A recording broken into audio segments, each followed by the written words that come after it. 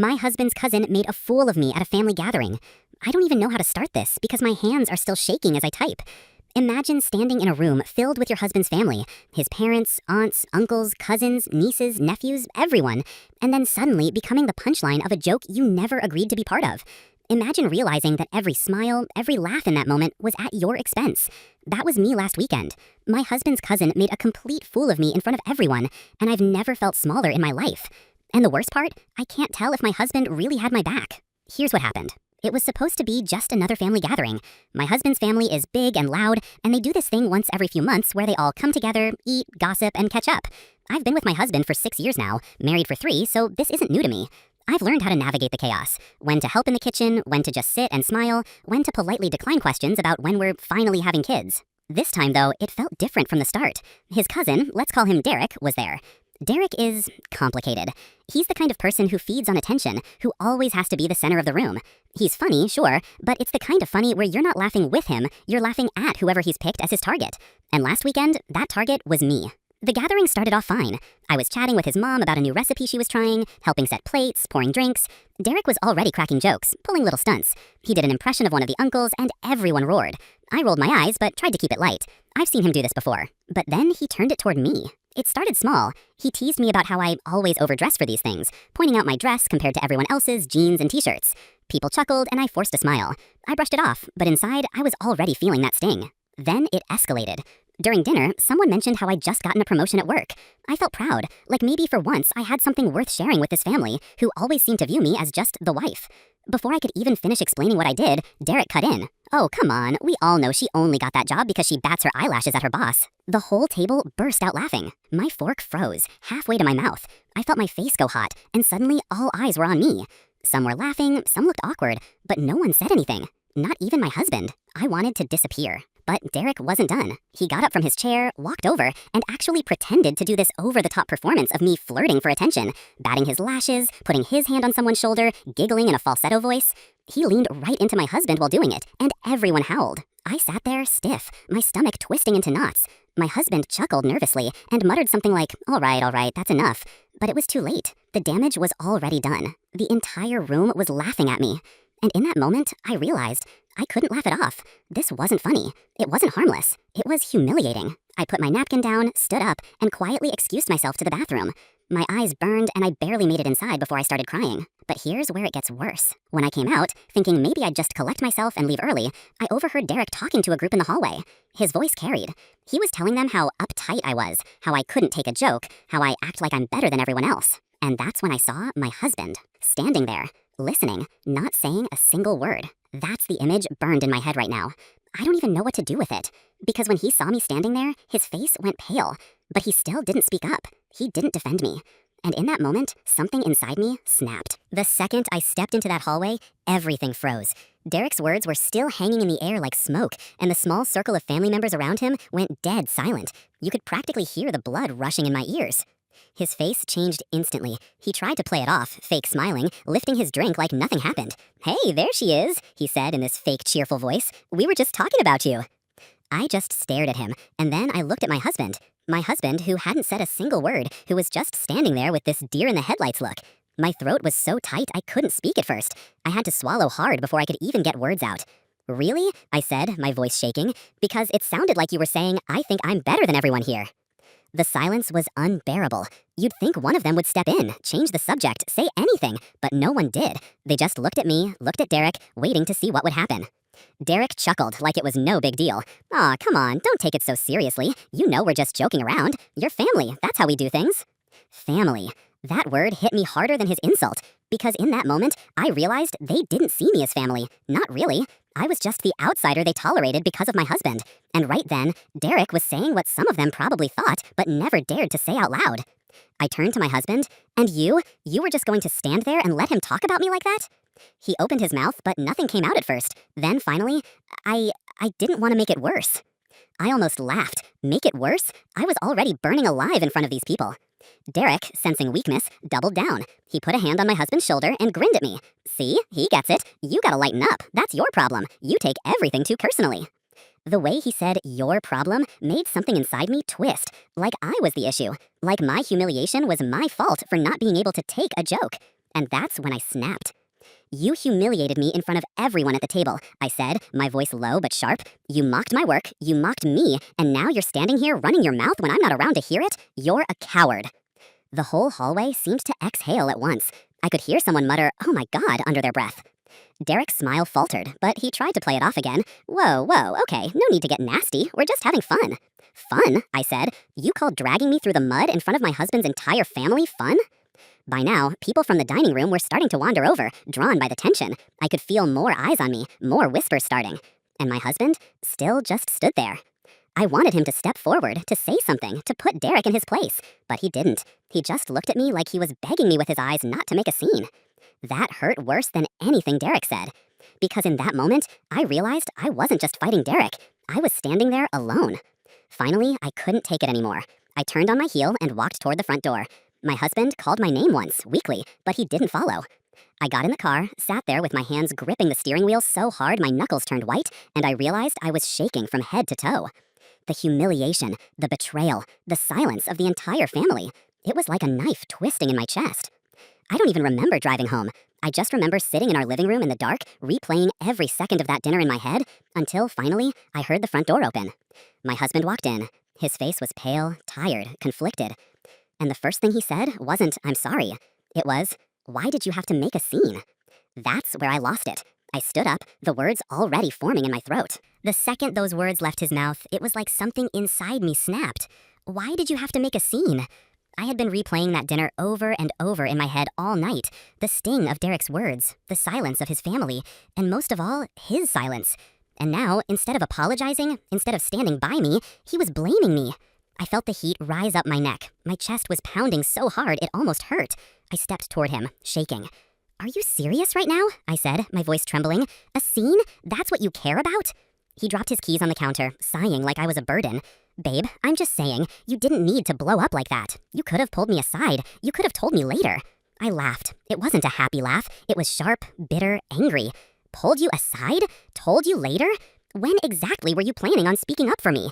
Because when Derek was humiliating me in front of your entire family, you just sat there. When he insulted me in the hallway, you still didn't say a word. But now you suddenly find your voice to tell me I embarrassed you?"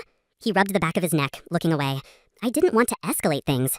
"Escalate things?" I repeated, my voice breaking. "He made a fool of me, and you just let him. That's not keeping the peace, that's abandoning me." Finally, he looked at me, his jaw tight. "You don't understand how my family works. If I had gone against Derek in front of everyone, it would have been a war. He thrives on conflict. He wants to get a rise out of people. You gave him exactly what he wanted." "So I'm just supposed to sit there and take it?" I demanded. My hands were shaking so badly I had to cross my arms over my chest. "I'm supposed to smile while your cousin drags me through the mud and everyone laughs because God forbid your family sees me stand up for myself?" "It's not like that," he said quickly, but his voice wasn't convincing.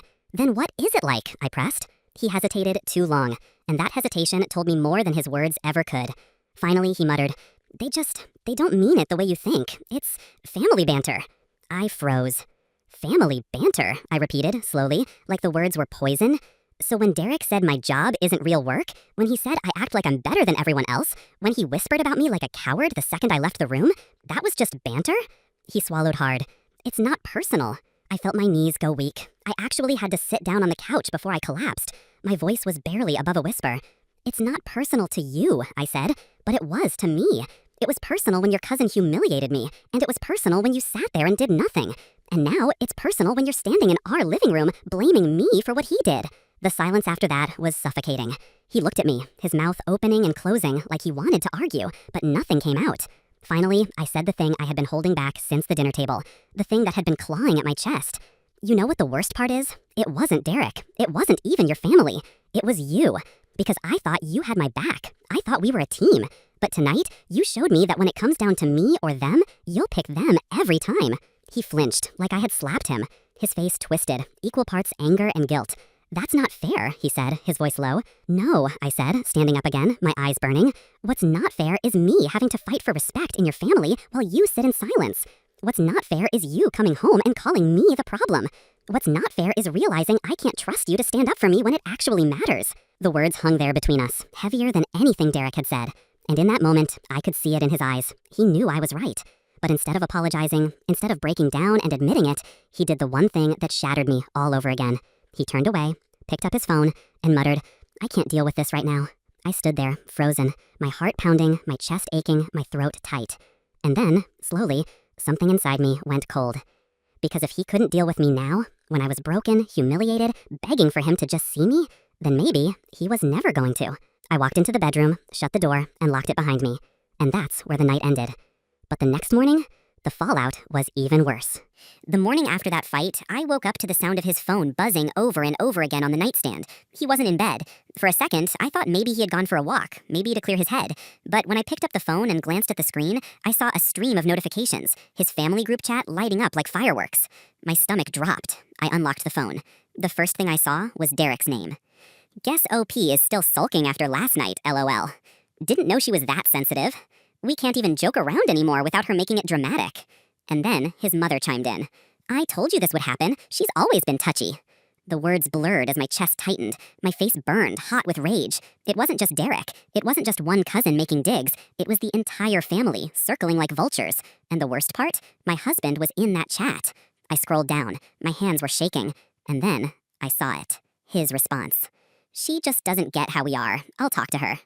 I couldn't breathe. Not only had he failed me at the dinner table, not only had he blamed me in private, he was now telling them that I was the problem, that I didn't get them, that I was the one out of line. The betrayal hit harder than anything Derek ever said. When he walked back into the room with his coffee, he froze. He knew instantly that I had seen it. His face went pale. "Give me the phone," he said, his voice low. I held it tight to my chest. "So this is what you do when I'm not there? You let them drag me and then you join in? It's not what you think. Don't you dare," I snapped. My voice cracked, but I didn't care. "Don't you dare stand there and tell me it's not what I think when the proof is right here. You sold me out. To your cousin, to your family, the same people who humiliated me." His jaw clenched. "You don't understand. If I defended you in the chat, it would have just made it worse. They'd go harder. And instead of standing by me, you threw me to the wolves," I said. My chest heaved. "Do you even hear yourself? You're not my husband right now. You're their puppet." That's when the dam broke. All the pain, all the anger, all the humiliation, it came spilling out. "You think this is just about me being sensitive? Fine, let's test that. Let's go back to your family. Let's put it all on the table. Let's see what they say when I call Derek out in front of everyone. And this time, you don't get to sit there quietly. You don't get to hide. You're either with me or against me." He stared at me like I had lost my mind. "You can't be serious." "Oh, I'm dead serious," I said, my voice low and sharp. "I'm done playing the quiet, polite outsider. If your family wants war, then they've got it." His face hardened. "If you do this, you'll blow everything up." "Good," I said, because right now, it all deserves to burn. By the end of that week, we were sitting in his parents' living room. Everyone was there. Derek was lounging on the couch, smirking like he already knew he'd won. The rest of the family sat around, their expressions a mix of amusement and curiosity. I could feel my husband's tension beside me, but I didn't care. I wasn't here to protect his comfort anymore. I cleared my throat. My hands were trembling, but my voice was steady. "Since we're all here," I said, "I want to talk about what happened the other night." The room went quiet. Derek chuckled under his breath. "Oh, this should be good." I ignored him. I looked directly at my husband's parents. "Your son's cousin humiliated me at dinner. He mocked my career, he talked behind my back, and he did it all in front of you. And not one of you said anything. Not even my husband." Murmurs rippled through the room. His mother's lips tightened. "You're exaggerating. Derek was just teasing." "Teasing?" I repeated, my voice sharp. "That wasn't teasing. That was targeted. That was cruel. And you all laughed along." Finally, Derek spoke, his grin widening. "Oh, come on. You really can't take a joke, can't you?" That was it, the breaking point. I stood up, my chair scraping loudly against the floor. My whole body was shaking, but I locked eyes with him. "You don't get to call it a joke just because you want to get away with it. What you did was mean, childish, and disgusting. And the fact that this entire family enables you makes it worse." Gasps went around the room. Derek's smirk faltered for the first time, but I wasn't done. I turned to my husband, my voice rising. "And you? This was your chance, right here, to finally stand up, to finally prove that you're with me. So which is it, me or them?" The room went dead silent. Everyone's eyes are on him. Derek leaned back with a smug look, as if he knew how this was going to end. My husband's face went pale. He opened his mouth, then closed it. His hands curled into fists on his knees.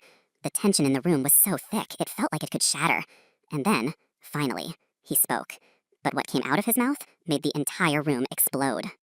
The silence was unbearable.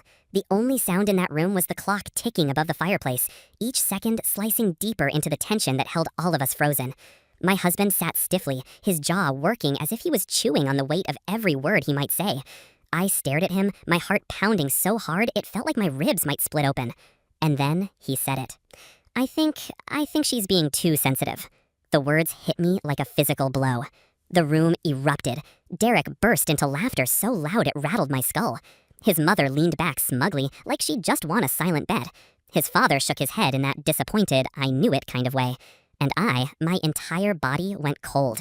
I could feel my face draining of color. It was one thing for him to stay silent before.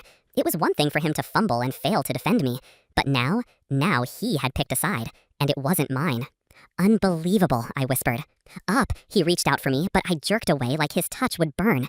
No, don't you dare touch me. My voice cracked, but it carried, shaking the room. You just humiliated me in front of everyone, worse than Derek ever could. You didn't just fail me, you betrayed me. Derek smirked. Guess you know where you stand now. That was the match on gasoline. I turned on him, my fury boiling over. And you pathetic little man, what do you get out of this? Does tearing me down make you feel like someone?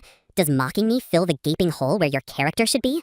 The room gasped. Derek's grin faltered, then twisted into a scowl. Watch your mouth. No, I said, my voice steel.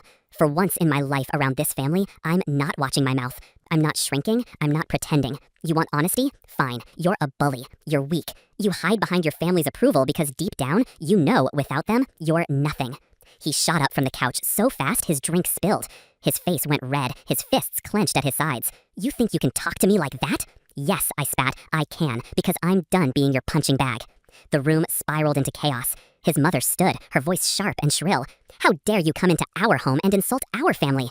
You've done nothing but cause drama since the day you walked through that door. I turned to her, trembling but unyielding. No, what's caused drama is your constant excuses. Your refusal to call out the toxic behavior that poisons this family. You don't want peace, you want silence, and I'm not giving it to you anymore. The air crackled with rage. Voices overlapped, Derek shouting, his mother yelling, others muttering nervously. My husband sat there frozen, his face pale, eyes darting between me and his family like he was watching a bomb about to detonate. And then I lost it. I grabbed his phone off the coffee table and held it up. You want to know what's really humiliating? This, your perfect son telling all of you in the family chat that I'm the problem, that I don't get you, that he'll talk to me. Do you know how that feels? To know that the man I married sells me out behind my back so you can all have a laugh? Gasps filled the room. Someone muttered, "What?" I scrolled quickly, showing the messages to his parents, to anyone who dared to look. My husband lunged forward, trying to grab the phone, but I yanked it away. Don't you dare try to erase this. You wrote it. You betrayed me. For the first time, Derek looked rattled. His smirk faltered completely. His mother's face twisted with fury, not at me, but at her son. Is that true? She demanded. My husband's face crumpled. I didn't mean. Answer me, she snapped. Yes, he shouted finally, his voice breaking. Yes, I said it, because you all would have gone after me if I defended her. You always do. You think I don't know what happens when someone stands up to Derek? You think I haven't seen it? I was trying to protect her. The room went dead quiet. I stared at him, my chest heaving. Protect me, I said softly, disbelief dripping from every syllable. Do you even hear yourself? You weren't protecting me, you were protecting yourself. You sacrificed me so you wouldn't have to be uncomfortable. Don't dress that up as love. He opened his mouth, then shut it again, his face crumbling. And that's when I knew. It was over. I stood tall, my legs trembling but holding steady. I'm done. I won't sit here and beg for scraps of respect. Not from you, not from Derek, not from this family. If you want to stay chained to them, that's your choice. But I refuse to drown in this toxic swamp any longer. I dropped his phone on the table with a hard thud. The sound echoed like a gunshot. The entire room was still, the weight of my words sinking in. Derek glared at me, seething. His mother looked stunned. My husband looked broken. And then I walked out. He followed me to the driveway, his voice desperate. Wait, please, wait! I spun around, my eyes blazing. For what? For you to tell me again that I'm too sensitive? For you to excuse Derek? For you to grovel now that you've been exposed? His hands shook. I don't want to lose you. You already did, I said. My throat tightened, but I forced the words out steady. The moment you chose them over me. The moment you laughed at my pain. The moment you made me the fool. His face broke, tears welling in his eyes. Please, don't do this. But I turned, opened my car door, and got inside. I started the engine, his figure shrinking in the rearview mirror as I drove away. That was the brutal climax. I didn't just lose a husband that day. I left behind an entire family dynamic built on silence and cruelty. And for once, I wasn't the one humiliated. I wasn't the fool. They were. And maybe, just maybe, that was the only kind of justice I was ever going to get.